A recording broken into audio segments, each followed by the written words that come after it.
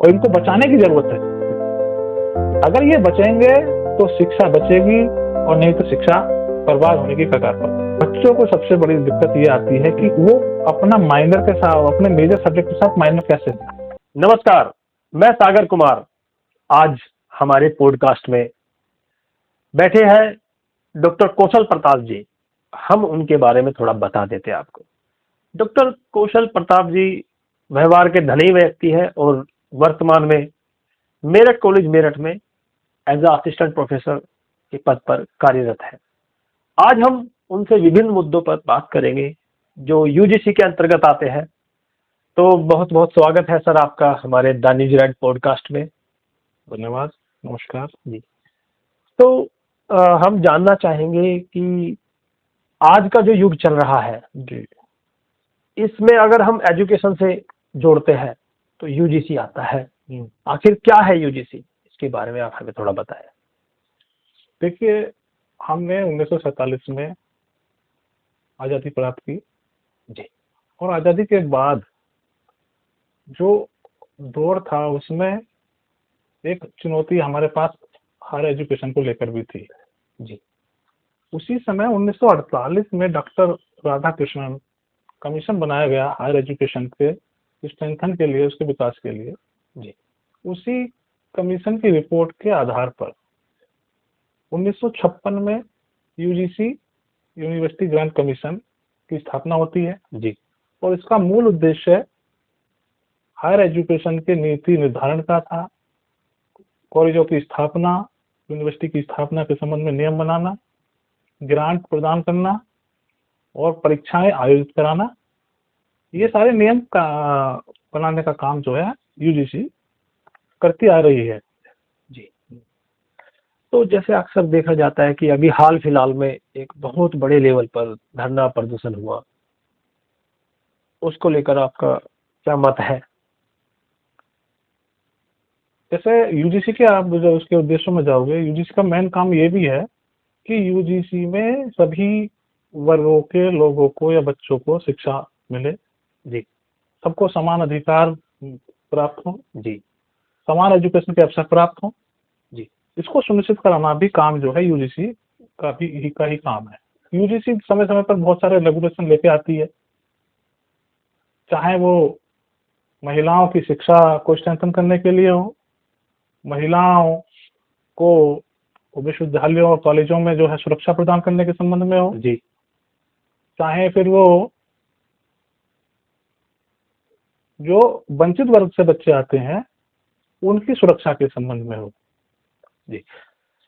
हम ये बताना चाहेंगे आपको कि किस तरीके से जैसे ये धरना प्रदर्शन हुआ और इसमें एससी, एसटी, ओबीसी और एक जनरल कास्ट जो एक पूरे देश में हर एक स्तर पे धरना प्रदर्शन हुआ और उसमें मत क्या निकल के आया। अभी हाल फिलहाल में समय दिया गया है कि 19 तारीख तक चीजें होती है तो देखते हैं, और अगर नहीं होता है तो फिर उसके बाद क्या होगा। क्या एससी, एसटी, ओबीसी वर्ग इसमें आगे निकल के आएगा? देखो, इसके पहले आपको ये समझना जरूरी है, यूजीसी समानता नियमावली 2026 आने से पहले इसका हिस्टोरिकल बैकग्राउंड में जाने की जरूरत है, तभी आप इसको सही से समझ पाओगे। जी। जो यूजीसी रेगुलेशन, समानता अधीन जो रेगुलेशन यूजीसी के द्वारा लाया गया, जी। ये स्वतः स्फूर्त नहीं है। जी। इसके पीछे बहुत लंबी लड़ाई जी। जो है लड़ी गई है। जी।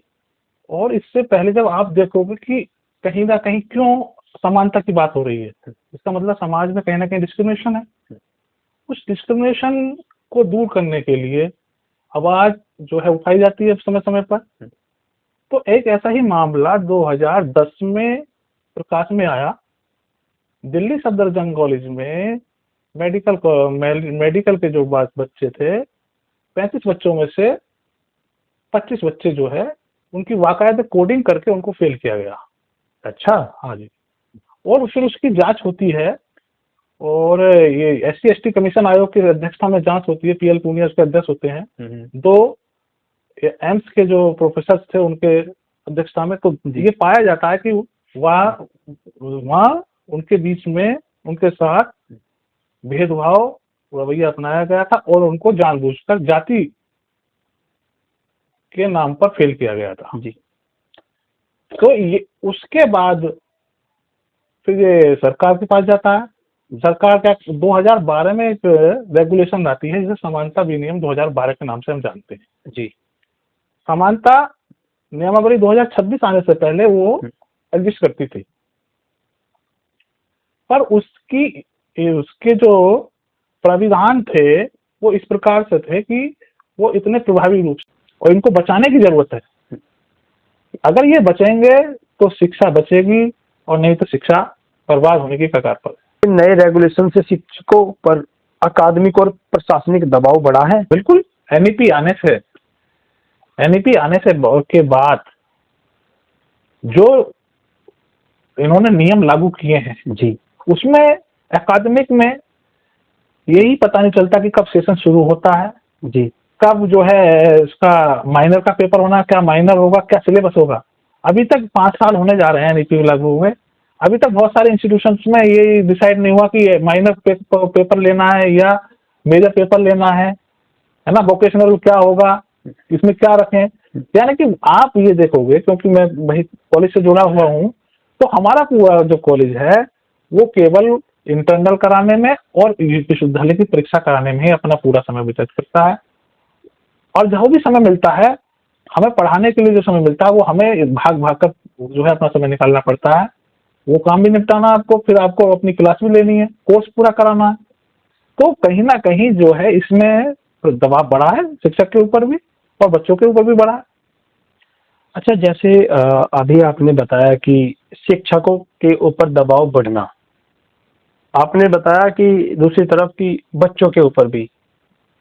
अब किस तरीके से क्लासेस ले पा रहे हैं इस शिक्षा नीति को, जिसके बारे में आपने बताया कि बच्चों को किन परेशानियों का सामना करना पड़ रहा है और वो किस हद तक टीचर्स इसमें अच्छे से कर पा रहे हैं, या किन दिक्कतों का और सामना करना पड़ रहा है। बच्चों को सबसे बड़ी दिक्कत ये आती है कि वो अपना माइनर के साथ, अपने मेजर सब्जेक्ट के साथ माइनर कैसे लें। जी, उनका कॉम्बिनेशन नहीं बन पाता है। जैसे पहले आप पीसीएम पढ़ता था बच्चा, तो पीसीएम में फिर उसको पता था कि मुझे फिजिक्स केमिस्ट्री मैथ पढ़ना है। जी, अब आपको फिजिक्स केमिस्ट्री मैथ के साथ में आपको एक माइनर सब्जेक्ट कोई सा जो है आपको दूसरे सब्जेक्ट का, दूसरे जो स्ट्रीम का लेना पड़ेगा। या आप कॉमर्स में जाओ या फिर आप जो है ह्यूमैनिटी में जाओ, आपको दूसरे उसमें भी एक माइनर में लेना है। आपको लॉ भी पढ़ना है, आपको जो है विज्ञान, आपको जो साइंस भी पढ़नी है जी। तो आप बच्चे के, अगर बच्चे का इंटरेस्ट नहीं है फिर भी आपको पढ़ना है, क्योंकि बच्चे को जो, क्योंकि कॉम्बिनेशन आप कह रहे हो कि आप दूसरे कॉलेज से आप एमओयू कर लो, एमओयू करो। एमओयू करने के बाद भी उस कॉलेज में भी वो व्यवस्था नहीं है, वहां भी सीट नहीं मिलती है।